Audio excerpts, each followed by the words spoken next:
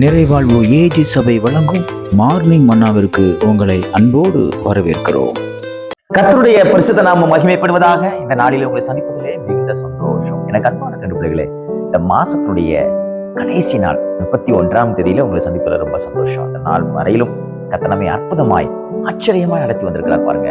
எனக்கு அன்பான பிள்ளைகளே, அநேக நேரத்துல நாம் பழைய வாழ்க்கைய விட்ட காரியங்கள் எல்லாம் அநேக காரியங்களை செய்து செய்து செய்து மனம் சந்தோஷத்தினால நினைப்பிருப்போம், அப்படிதானே? நமக்கு அதை செய்யும் போது ரொம்ப சந்தோஷமா இருக்கும்.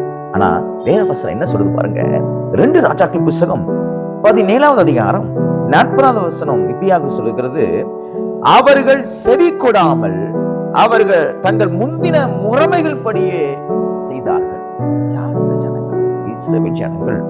தேவனாலே எகிப்திலிருந்து கானான் தேசத்துக்கு நேராக கொண்டு வந்த ஜனங்கள். அப்பொழுது தேவன் நிறைய கட்டளையை கொடுக்கிறார். பாருங்க, நான் உங்களை அடிமைப்பட்ட தேசத்திலிருந்து சுதந்திரமான தேசத்துக்கு கொண்டு வரேன். ஆனா நீங்க எப்படி இருக்கணும், எப்படி உங்க வாழ்க்கை இருக்கணுங்கிறத நான் டிசைட் பண்றேன். நான் உங்களுக்கு முறைமையை சொல்லி தரேன். நீங்க அதை கடைபிடிங்க அப்படின்னு சொல்லி தேவன் சில முறைமைகளை அவர் சொல்லிக் கொடுக்கிறார். என்ன முறைமை என்றால், நீங்க என்னை அன்று வேற தேவர்களை கும்பிடக்கூடாது, விக்கிரகங்களை வணங்கக்கூடாது, சிலைகளை வழிபடக்கூடாது அப்படின்னு அநேக காரியங்களை கற்றுக் கொடுக்கிறார். வழிபடத்துல யாரை ஏத்தணும், யாரை ஏத்தக்கூடாது அப்படிங்கறது எல்லாம் கற்றுக் கொடுக்கிறார்.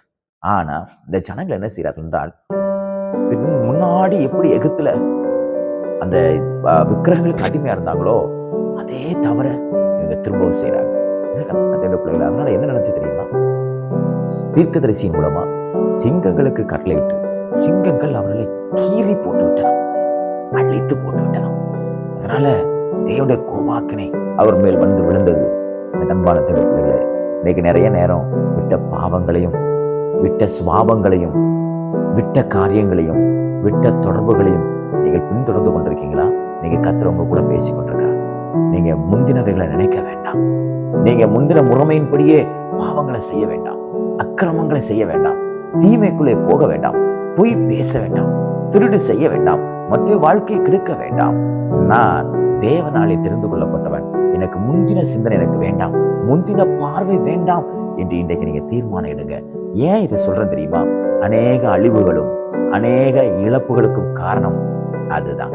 முந்தின முறைமையின்படி அவள் செய்து வந்தபடினால்தான் சிங்கங்களுக்கு தீர்க்கதரிசி மூலமா கர்த்தர் கட்டளையிட்டு அத்தனை சிங்கங்களும் ஜனங்களை பீறி போட்டு விட்டது, அழித்து போட்டு விட்டது. ஏன் உங்களுக்கு அந்த அழிவு வேண்டும்?